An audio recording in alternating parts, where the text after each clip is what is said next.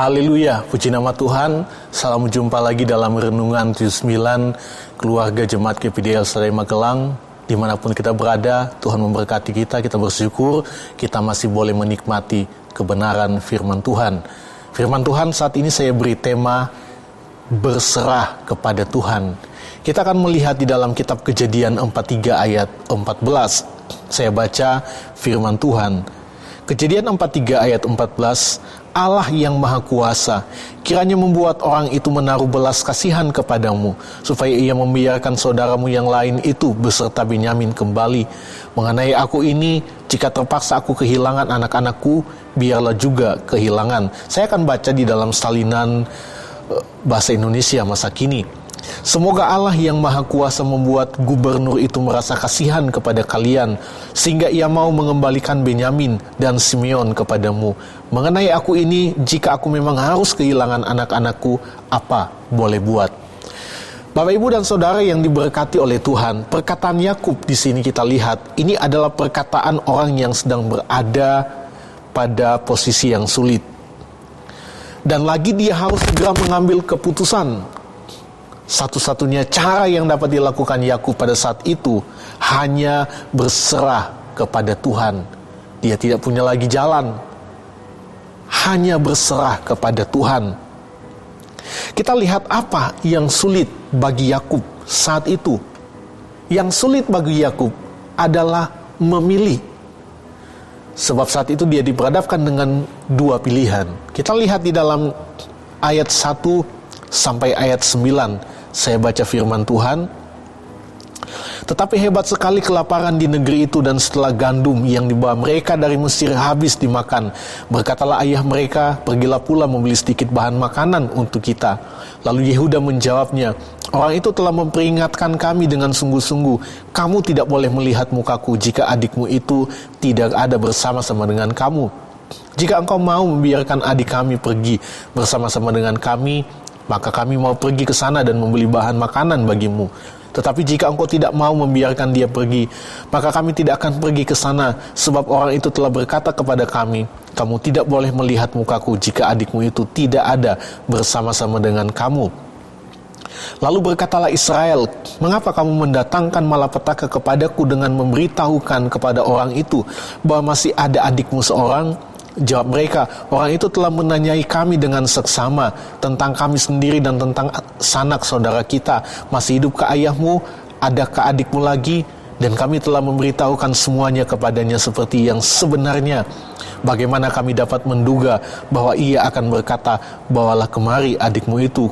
Lalu berkatalah Yehuda kepada Israel, ayahnya, biarkanlah anak itu pergi bersama-sama dengan aku. Maka kami akan bersiap dan pergi supaya kami tetap hidup dan jangan mati, baik kami maupun engkau dan anak-anak kami. Akulah yang menanggung dia. Engkau boleh menuntut dia daripadaku jika aku tidak membawa dia kepadamu dan menempatkan dia di depanmu. Maka akulah yang berdosa terhadap engkau untuk selama-lamanya. Bapak Ibu yang diberkati oleh Tuhan, kita lihat memang saat itu sedang terjadi kelaparan hebat. Semua orang membutuhkan bahan makanan, dan hanya di Mesir ada gandum. Dan ini untuk kedua kalinya anak-anak Yakub harus ke Mesir untuk membeli gandum kepada Yusuf, saudara mereka yang saat itu belum mereka kenal. Di ayat pokok kita dikatakan orang itu, ya, di dalam salinan bahasa Indonesia masa kini dikatakan gubernur, ya. Ini adalah Yusuf. Dan inilah yang sulit bagi Yakub. Dia harus memilih mati kelaparan atau mendapatkan makanan. Tetapi resikonya Yakub harus kehilangan anak-anaknya, termasuk Benyamin yang sangat dikasihinya, sebagai pengganti Yusuf yang ia kira sudah mati. Pilihan ini sangat sulit bagi Yakub, yang saat itu memang belum tahu kalau ternyata Yusuflah yang yang dimaksud oleh mereka, penguasa Mesir yang diceritakan anak-anaknya. Kalau seandainya Yakub tahu itu Yusuf, dia tidak akan berada di posisi yang sulit. Gak mungkin Yakub akan ada di posisi yang sulit kalau dia tahu bahwa ternyata gubernur itu, ternyata penguasa di Mesir itu adalah Yusuf, anaknya sendiri. Namun Yakub, kita lihat di sini, dia nggak bodoh dengan memilih mati kelaparan. Dia nggak memilih mati kelaparan karena tidak ada kematian yang lebih mengerikan daripada mati kelaparan. Di dalam kitab Ratapan 4 ayat 9 bilang, lebih bahagia mereka yang gugur karena pedang daripada mereka yang tewas karena lapar, yang merana dan mati sebab tak ada hasil ladang. Ya.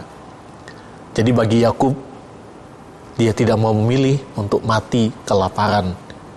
Yakub mengambil keputusan yang benar dengan mengikuti apa yang dikatakan anak-anaknya, sesuai dengan keinginan Yusuf. Karena itu bagian dari rencana Allah untuk memelihara kehidupan mereka. Yakub tahu resiko dari keputusannya. Yang ada di pikirannya, bisa jadi dia akan kehilangan anak-anaknya. Bisa jadi mereka tidak akan kembali dengan selamat. Mungkin orang itu akan mencelakakan mereka. Mungkin orang yang dimaksud itu akan membunuh mereka. Itu sebabnya satu-satunya cara yang dapat dilakukan oleh Yakub adalah berserah kepada Tuhan. Apapun yang terjadi, berarti itu adalah kehendak Tuhan. Yakub sudah berserah kepada Tuhan. Dia sudah serahkan semuanya kepada Tuhan. Apa yang akan terjadi itu adalah kehendak Tuhan. Sehingga dia katakan, kalau itu pun terjadi, dia harus kehilangan anak-anaknya, apa boleh buat. Ya. Bapak, Ibu, dan Saudara yang diberkati oleh Tuhan, kita tahu tidak seperti itu pada akhirnya. Namun ada hal yang sangat luar biasa dari pelajaran firman Tuhan pada saat ini. Pelajaran penting dari kisah ini adalah berserah kepada Tuhan. Mungkin kita sama seperti Yakub yang terkadang ada pada posisi yang sulit. Kita bingung harus melakukan apa. Kita tidak lagi punya jalan keluar. Sulit untuk memilih, mengambil keputusan. Tapi kita lihat Yakub, dia berani mengambil keputusan dengan penuh harapan kepada Tuhan, dengan menyerahkan semuanya kepada Tuhan. Ini yang firman Tuhan ajar bagi kita, berserah kepada Tuhan apapun yang terjadi, karena Tuhan punya rencana yang indah bagi kita, dan Dia punya banyak cara untuk menolong kita. Tanda orang yang berserah kepada Tuhan berani mengambil resiko. Rasul Paulus berkata, segala perkara dapat kutanggung di dalam Dia yang memberi kekuatan kepadaku. Filipi 4 ayat 13. Itu sebabnya mari setiap kehidupan kita jadilah umat-umat Tuhan yang selalu berserah hanya kepada Tuhan. Tuhan Yesus sanggup menolong kita karena Dia punya rencana yang indah bagi orang yang berserah hanya kepadanya. Apapun yang sedang kita alami, sesulit apapun posisi kita, keadaan kita, tetap berserah kepada Tuhan. Ada pertolongan, ada jalan keluar, Tuhan pasti nyatakan rencananya dalam hidup kita. Tuhan Yesus memberkati kita semua. Mari kita berdoa. Terima kasih Tuhan untuk firman-Mu saat ini, boleh menjadi kekuatan bagi kami. Jadikan kami umat-umat Tuhan yang hidup berserah hanya kepada Tuhan. Karena kami tahu ketika kami berserah kepada-Mu ya Tuhan, ada pertolongan, dan kami tahu bahwa kami akan menikmati apa yang menjadi rencana Tuhan dalam hidup kami. Terima kasih Tuhan, kiranya perkataan-Mu ya Tuhan diam dengan segala kekayaannya di dalam keluarga Jemaat GPD El Shaddai Magelang, sehingga kami semua dengan segala hikmat mengajar dan menegur seorang akan yang lain, dan sambil menyanyikan mazmur dan puji-pujian dan nyanyian rohani, kami mengucap syukur kepada Allah di dalam hati. Dalam nama Tuhan Yesus Kristus kami berdoa, haleluya, amin.